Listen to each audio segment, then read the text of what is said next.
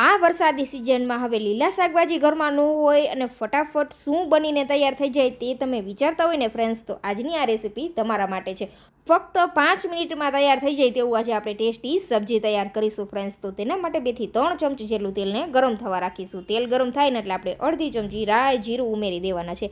રાઈ જીરુંને સારી રીતે આપણે ફૂટવા દેશું. રાઈ જીરું ફૂટી જાય પછી મીઠા લીમડાના પાન ઉમેરી દેવાના છે. આજની આ રેસીપી ફ્રેન્ડ્સ એટલી સરસ ટેસ્ટી છે કે તમને ખૂબ જ પસંદ આવશે.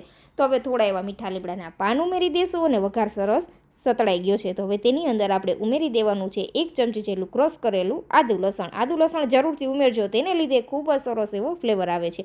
હવે તેને આપણે થોડી વાર માટે સાતળી લેવાનું છે. લસણ આ રીતે ગુલાબી કલરનું થઈ જાય ત્યાં સુધી આપણે સાતળવાનું છે.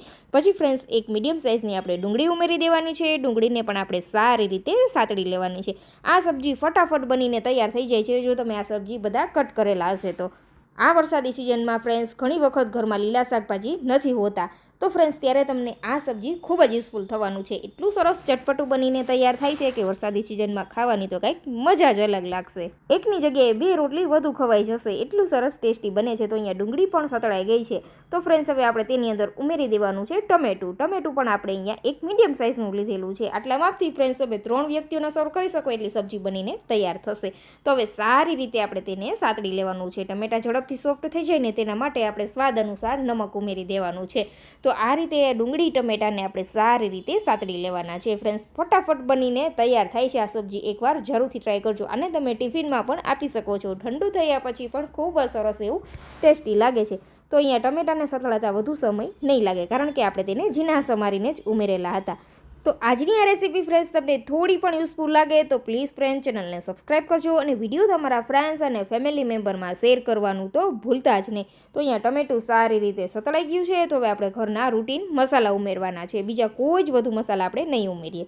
તો થોડી એવી આપણે હળદર પાવડર ઉમેરી દેવાની છે. થોડો એવો ધાણા જીરું પાવડર અને સ્વાદ અનુસાર લાલ મરચું પાવડર ઉમેરી દેવાનો છે. અહીંયા ફ્રેન્ડ્સ તમને લીલું મરચું પસંદ હોય તો તમે લીલા મરચાંની કટકી કરીને પણ ઉમેરી શકો છો. હવે ગેસની ફ્લેમ મીડિયમ કરી દઈશું અને મસાલાને થોડી વાર માટે તેલમાં સાતળી લેવાના છે. મસાલાને સાતળવા ખૂબ જરૂરી છે.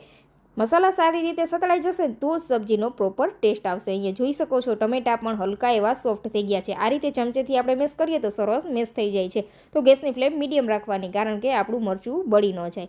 તો હવે આપણે મસાલાની અંદર પાણી ઉમેરી દેવાનું છે. થોડું એવું આપણે પાણી ઉમેરીશું. અડધા કપ જેટલું પાણી ઉમેરેલું છે. તો પાણીમાં આપણે એક બોઇલ આવવા દેશું. આ રીતે ફ્રેન્ડ્સ બોઇલ આવે છે ત્યાં સુધીમાં આપણે તૈયાર કરી લેવાની છે સેવ.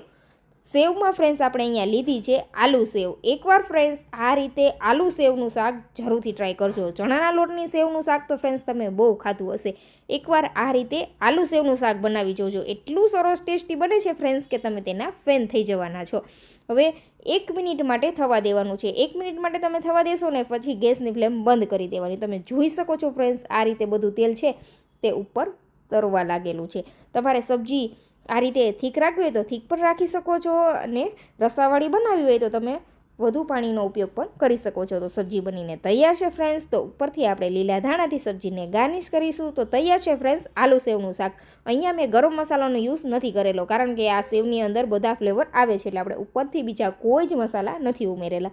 તો ફ્રેન્ડ્સ આ વરસાદી સિઝનમાં એકવાર જરૂરથી તમે આ રીતે આલુ સેવની સબ્જી ટ્રાય કરજો. ખૂબ જ સરસ એવી ટેસ્ટી બનીને તૈયાર થાય છે અને બધાને ખૂબ જ પસંદ આવશે. તો આજની આ રેસીપી તમને પસંદ આવી હોય ફ્રેન્ડ્સ તો ચેનલને સબસ્ક્રાઈબ કરજો.